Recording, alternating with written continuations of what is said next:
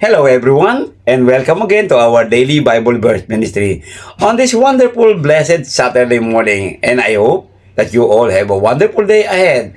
And today's Bible verse taken from the book of Psalms, chapter 103, verse 1 and 4.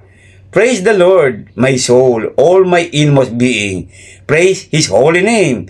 Praise the Lord, my soul, and forget not all His benefits, who forgives all your sins and heals all your diseases, who redeems your life from the pit and crowns you with love and compassion. And in Tagalog, si Yahweh ay papurihan o aking kaluluwa, at lahat ng nasa akin magsipagpuri sa Kanya. Purihin mo sa tuwina ang banal na ngalan niya. Si Yahweh ay papurihan o aking kaluluwa, at huwag mong kaligtaan, mabubuti niyang gawa. At lahat kong kasalanay, siya ang nagpapatawad. At anuman ang aking sakit, ginagamot niyang lahat. Sa binggit ng kamatayan, ako ay inililigtas. At pinagpapala ako sa pag-ibig niya't habag. Today's Bible verse here is another wonderful and blessed word of God that enlightened us, that reminded us that we must not forget all the benefits that God has given to us, and for forgiving us all our sins, and most especially for redeeming us, for redeeming our life from the pit of sins. That's why we must always praise the Lord in every day of our life, in all of our inmost being. We must praise the Lord.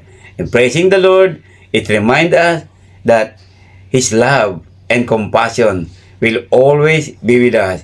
This is our life. That's why we move. That's why we go out. And that's why we go strong. And that's why we grow in the faith, because of His love and compassion. So let us not forget His forgiveness, all the blessing, and most especially for redeeming our life. Kaya sa umagang ito, paalala ng Panginoon, huwag natin siyang kalimutan. Huwag natin kalimutan ang kanyang mga ginawang pagpapala o binigay sa ating pagpapala sa buhay na ito. Lalo-lalo na ang pagpapatawad sa ating mga nagagawang mga kasalanan at pagkakamali, at pagtubos niya sa ating buhay. Pagbibigay niya sa atin ng buhay na ito ng may kasaganahan dahil sa kanyang pag-ibig at awa. Tayo po ay muli niyang iniahon sa libingan ng kasalanan o sa bangin ng kasalanan. Kaya po mga kapatid, patuloy po natin purihin ang Panginoon. Papurihan ng Panginoon sa lahat-lahat ng ating pagkatao. Ibigay natin ang lahat-lahat ng bagay ng papuri sa Diyos. Sa araw na ito, sa araw na darating, at sa araw-araw ng ating buhay.